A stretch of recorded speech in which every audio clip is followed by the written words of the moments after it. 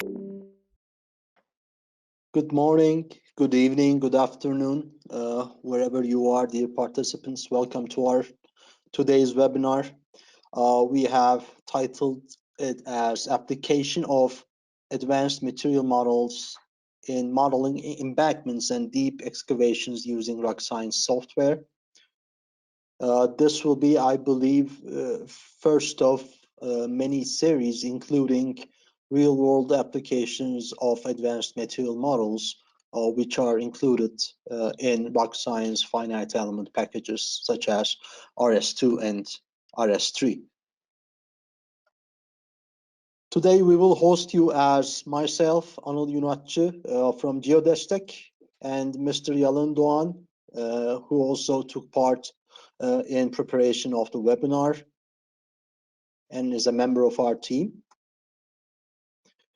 Speaking of GeoDestek, at a glance, we are the official resellers of Rocscience Software since 2011, and we're specialized in geotechnical investigations and testing, design, geotechnical and structural instrumentation, and research and development activities. And we're located in Ankara at Middle East Technical University Technopolis campus.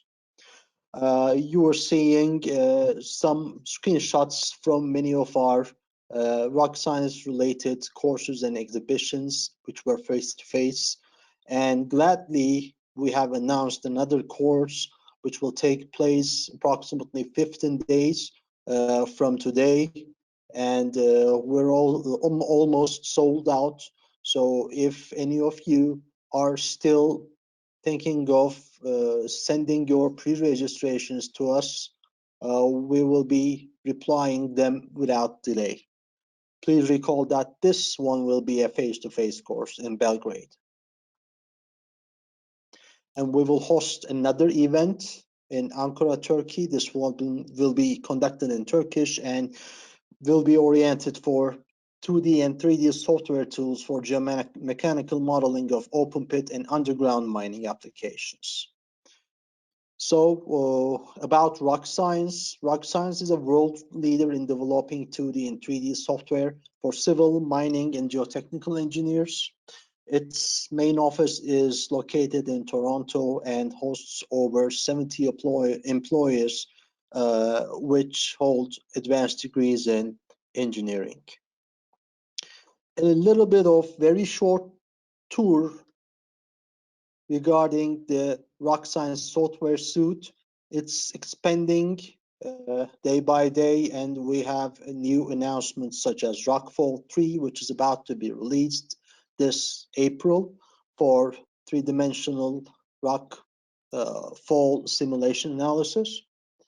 Under the main heading of slope stability, we have slide 2 and slide 3 for limit equilibrium analysis, RS2 and RS3 for as the conventional finite element package, Rockfall again for rockfall simulation analysis, S-Wedge for making a force-based limit equilibrium analysis of wedge type failures, for conducting kinematical stability analysis. DIPS is present.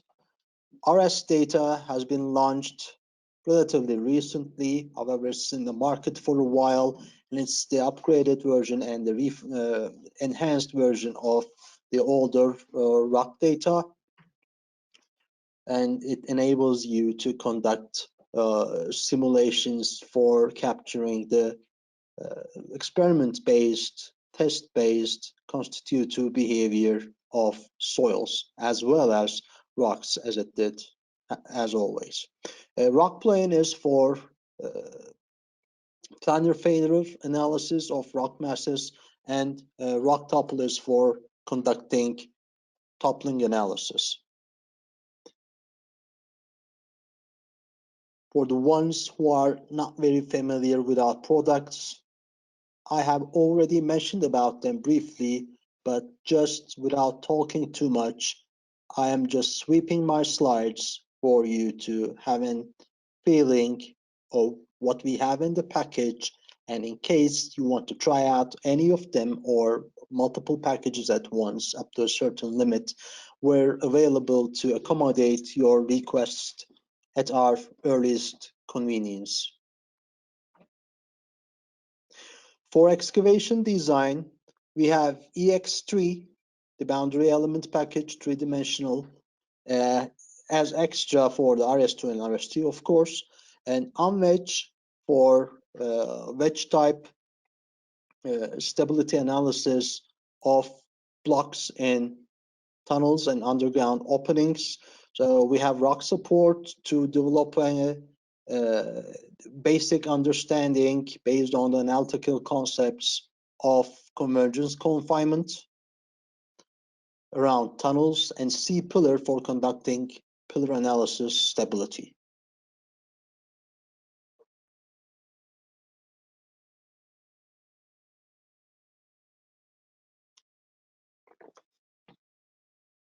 Meanwhile, if you have any comments or questions, we will be happy to answer them.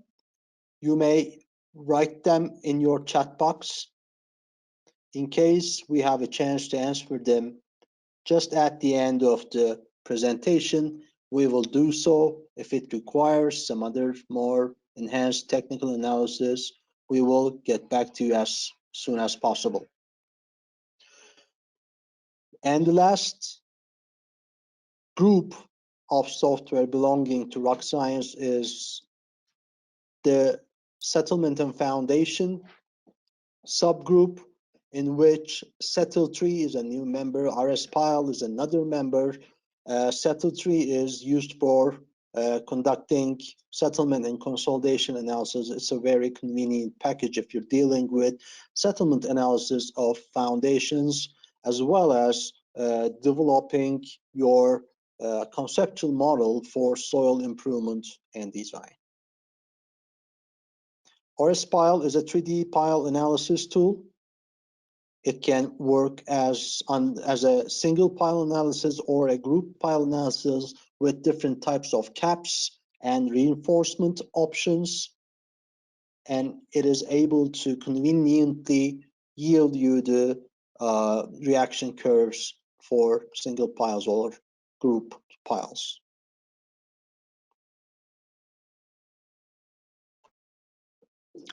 So for today's topic, actually we have chosen two different cases from the projects that we were actually involved in, and try to accommodate how using advanced material models in RS2 would bring any benefit to our theoretical modeling and computational model, which matches with the actual field performance. So the first example will be on conducting the stability of a rock waste fill site.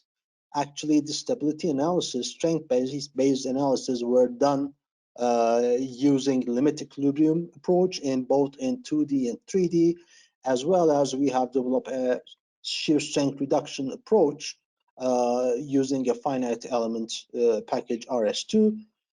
However, we just wanted to go further and investigate how a large piling of the waste fill at the site would affect the overall settlements over time, as the whole pile was expected to reach beyond 250 meters or so. So the client did not have very much data on how their stock was piling in the field as a waste material. So we started with an in situ large scale density determination test. And it was done through a controlled excavation with a known and measurable volume at field. Of course, due to spatial variability and heterogeneity of the material present in the field, it was performed at various locations at our reach, of course.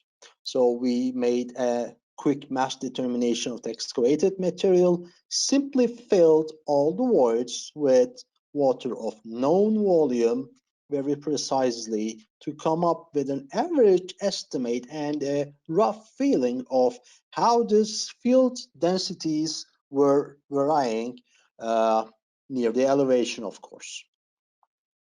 You also have a feeling presented about the particle gradation of the material we have here. Then in a few slides or in a few slides after, you will be presented the particle gradation curve. The fundamental classification properties of the materials in the pit are as below. They were mostly gravel-sized particles with some amount of fines, and we also had a chance to lab test their permeabilities and compaction characteristics so that we could match our further lab investigations in accordance with the densification actually observed in the field. Here are the properties of the gradation characteristics. The next step we performed was to bring those selected samples at our lab and conduct large-scale direct shear testing. We selected the specimens to be prepared under the range of -1.5% of the optimum water content, which were obtained using lab tests on standard Proctor. And we can say that the compaction performance of those fills were not very high as expected, as it was just a mine waste dump site where special compaction procedures were not followed, but was operated in a consistent manner. So having a feel of what the actual field characteristics, deposition characteristics are, we prepared the samples as close as possible, resembling the field conditions, and due to the particle size present within the mix, after some subsampling, of course, we made a series of direct shear experiments on 30 centimeter by 30 centimeter direct shear box up to vertical stresses of 800 kPa. This was the furthest value we could achieve. We wished we could go for more. As the next step, before giving you a feel of what we did with the data we obtained from direct shear experiments, let us jump for a little while to what we're trying to achieve. If we were after a perfectly elastic and plastic behavior simulation under a single and constant stiffness value, we could readily go for a more Coulomb material model in RS2. Instead, we just took the initiative to have a trial on what a hardening soil model would yield to us in terms of actually capturing a more realistic behavior. As you all know, under very small strains, soils are expected to behave in the elastic manner and have a relatively constant stiffness. However, that range is very small. And for many of the examples and many of the standard applications that we're dealing with, we are dealing with larger strains, as in the case of retaining walls, excavation support systems, or studying a loading condition, including waste dumping with too much height. For this case, we're proceeding to larger strains, and the stiffness is not constant and is highly nonlinear, depending on the strain range you are in. And besides that, another reality is once plastic deformations occur, this nonlinearity increases dramatically. These are just conceptually shown in the right-hand side plots representing the axial strain versus deviator stress and axial strain versus normalized secant stiffness. Glancing on the degradation of stiffness plot, you can see that in the given that we had chosen a more column material, a perfectly elastoplastic material, we would have constant stiffness until for an element until it yielded and turned into was converted into a behaving in the plastic state. Then the stiffness would decrease rapidly, but it would decrease at a larger shear strain rate compared to a nonlinearly modeled material. So that's why we prefer to use a model with nonlinear stiffness, as the range of effective stresses in the stockpile was very variable. So back to our large-scale direct shear testing. You are just presented a very simple graph from one of the experiments that we have performed. It's the horizontal strain as a function of shear stress. You can see that material has undergone contractive behavior and did not show any signs of dilation even at failure. So it's another indication of a rather loose sample that we're testing.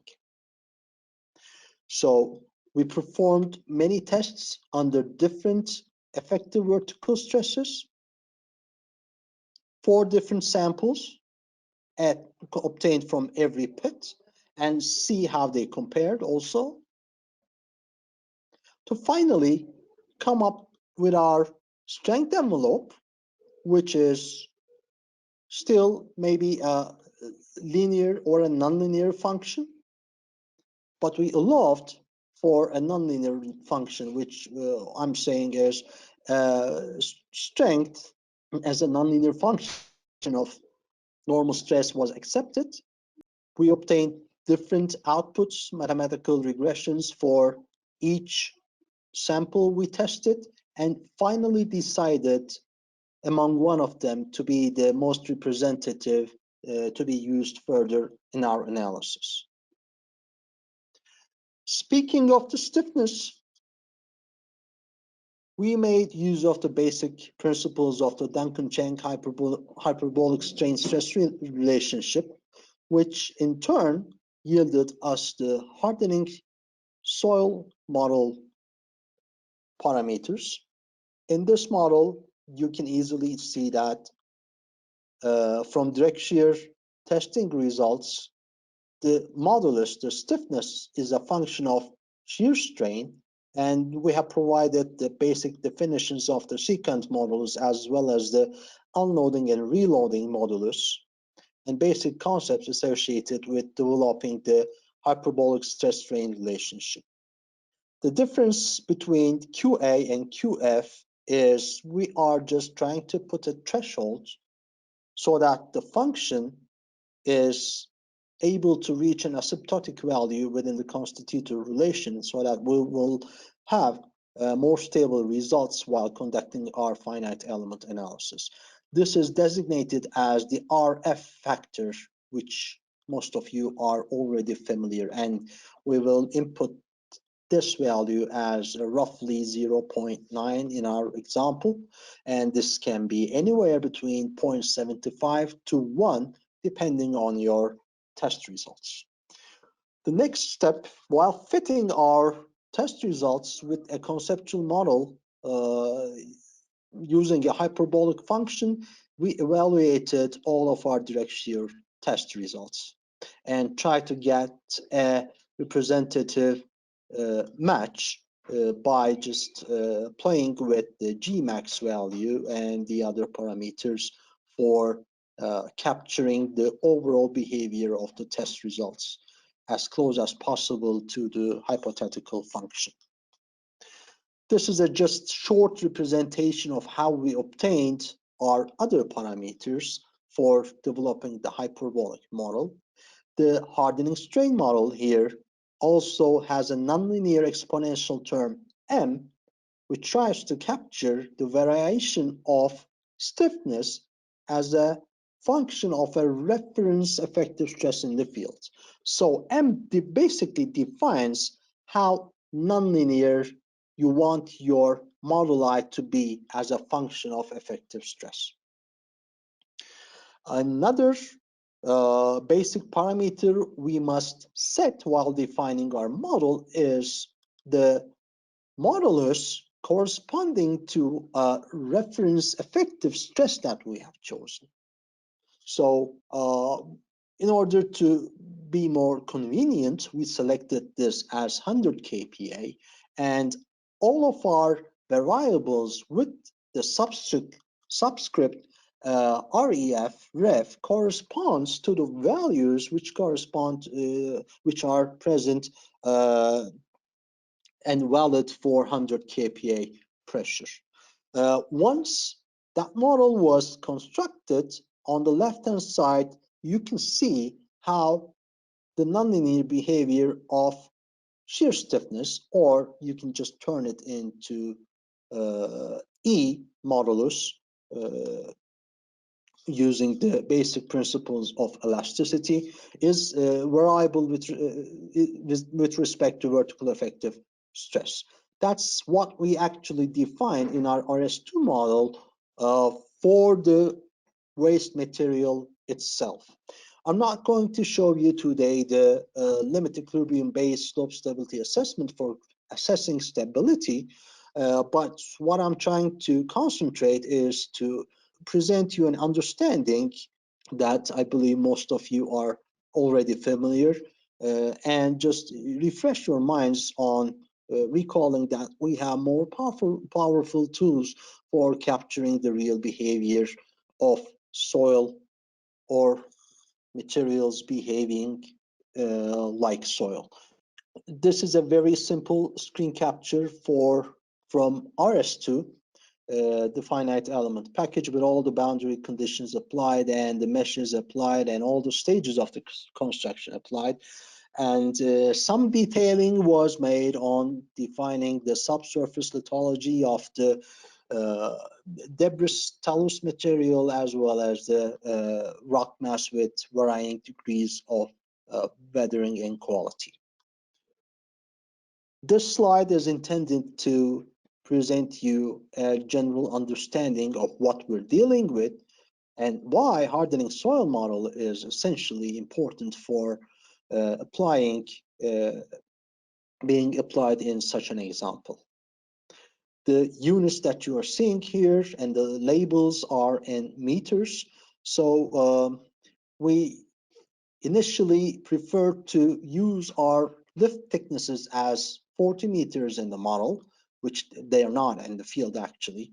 They are just dumped in 1 or 1.5 meters at a maximum, but we did not have the luxury to just define hundreds of intervals and stages within our finite element model. Instead, we went ahead to just capture an understanding of sensitivity by decreasing the lift thicknesses into half value and quarter value to see how the displacements, the settlements were affected, and did not see very significant variations. So we decided to stay with 40 meters. So maximum height of extra overburden to be dumped into the natural valley site reaches up to 230 meters. That's a very high value. These are the materials and the basic material properties of what we have used at the site. When you choose hardening soil as one of the material models in RS2, you define the yield criterion as you do in the Moore column. It's a function of internal friction angle as well as cohesion. Failure ratio 0.9 is the RF value, and we can gladly and comfortably assume that for this example, the dumped material is expected to be here in a normally consolidated manner. Switching to the tab defining the stiffnesses, here are the parameters we have developed directly using the direct shear test results we have made. Please keep in mind that we will hopefully be announcing and covering more of these material models in the near future. But we just wanted to present you a general list of what's available in RS2, and most of these models are also available in RS3 as well.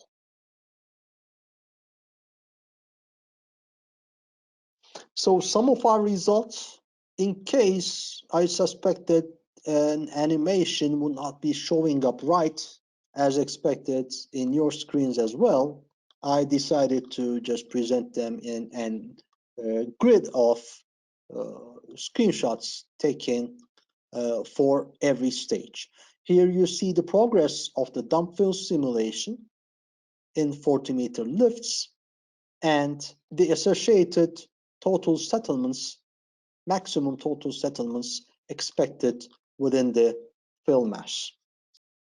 Thanks to the updated and refreshed interface of the finite element engine, as well as the engine itself has been improved in the latest releases, we were able to solve the problem within a very short amount of time. And here you can track the buildup of settlements at every stage, which eventually at 1024 meters elevation reaches 5.34 meters. Just by using a back of envelope calculations and rough estimates of whether this value was reasonable enough and meaningful enough, we were happy to see that the total displacement, the vertical displacement, maximum vertical displacement under the so-called core of the waste pile was in the order of 1.5 to 2% of the maximum fill height itself. So under these compaction performance and procedures applied in the field, we concluded that this was meaningful result. The dumping operation has begun, and I believe the client is monitoring the amount of settlements at every lift or every 4 or 5 lifts in order to track and calibrate the model characteristics with actual field performance. The other screenshots show the principal stress orientations, the deformation vectors, and the plastic points observed while the simulations were being carried out. So back to our second case. This is a more simplified example. It's a deep excavation design and 2D support analysis. We wish to introduce the case very basically. We are about to apply a temporary support, excavation support system using press-stressed ground anchors for a 6-meter height excavation. We're on clay and we have an understanding of the SBT blow counts along the clay. They are being idealized as 40, varying from 40 to 60 blows per feet, and the average plasticity index is about 32%. This shows an overview of the idealized soil profile as a close-up. We're not going into deep on how we selected the strength properties, but instead we want to just provide you an understanding of how you can capture the behavior of such a structure and construction phase using a hardening soil model also, compared to a more column analysis. So our design story begins with just having a rough estimate of how many rows of pre-stressed ground anchors are needed as temporary support elements for this retained height. So we always make use of the conventional procedures to estimate those. So advancing back to slide 2, we quickly have an understanding of how much force is needed to balance that excavation, counterbalance that excavation for a factor of safety of 1.3 under temporary safety conditions. Then we quickly divide it by the estimated capacity of each anchor, which is a function of the grouted length as well as the bonding force and the safety factors you apply for design purposes. Given that the horizontal anchor spacing is selected as 3 meters, then we decided that the 2 rows of anchors would suffice for providing temporary support to this excavation. As all of you are familiar, this is a basic model of the excavation support system with the meshing concealed at the stage to avoid complexity. It's 3 by 0.6 inch strands with bond lengths of 8 meters, and the total tendon lengths are defined as 2.5 meters and 14 meters tentatively. The vertical support system and the load bearing system is selected as an 800 millimeters cast in place reinforced concrete piles with 1 meter horizontal spacing, and the length of the pile was selected as 9 meters.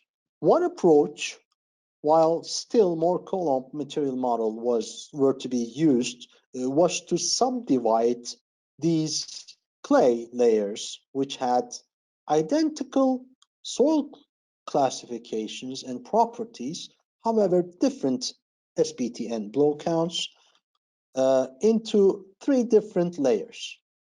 You can also increase more or just use less, but this was our idealization. And at that case, what you had to do was just to assign a single and constant stiffness value for each clay. And of course, not to mention, we're working under isotropic stiffness conditions and isotropic field conditions.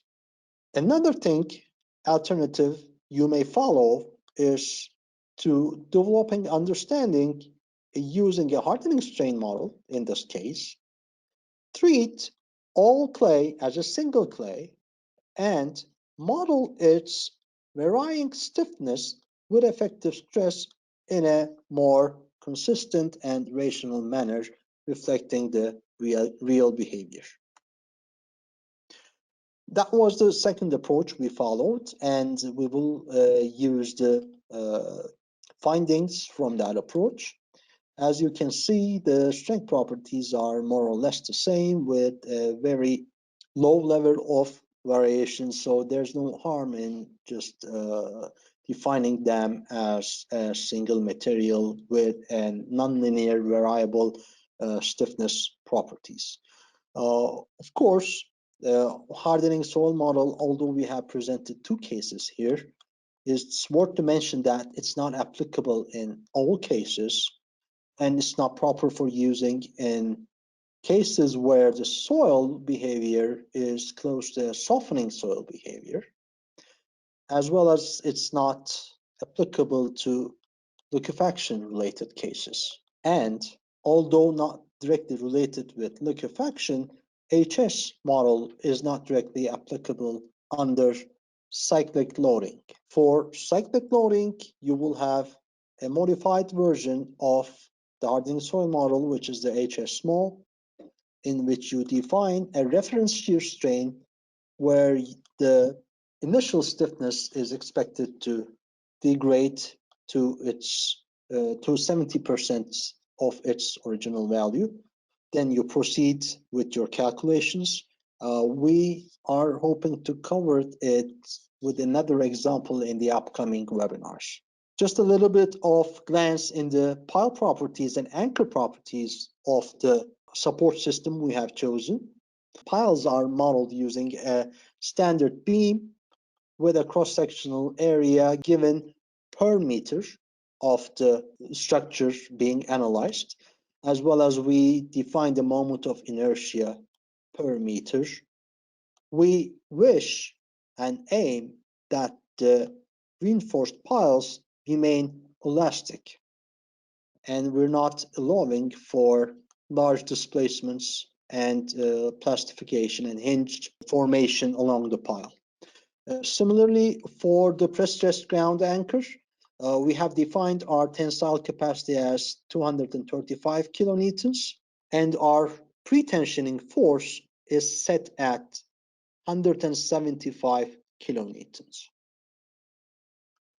Here you see the mesh of the finite element and the stages being defined in turns which staged excavations and pre-stressed ground anchor installations are being made.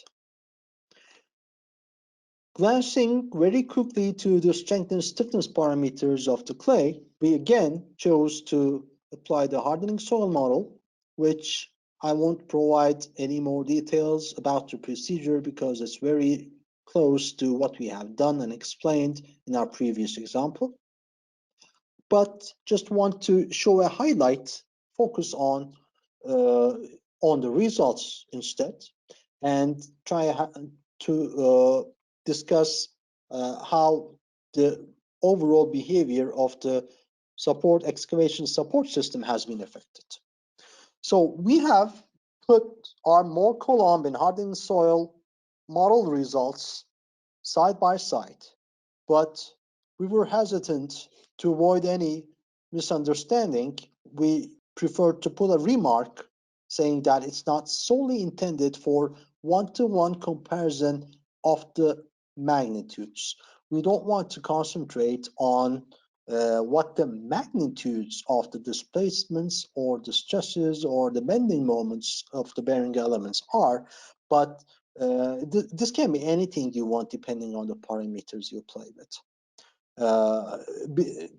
Keeping in mind that they are being consistent or non-consistent depends on what you're modeling and how you're modeling it. So a direct one-to-one comparison should be made with caution, but please just clearly observe how the difference in deformation behavior is evident.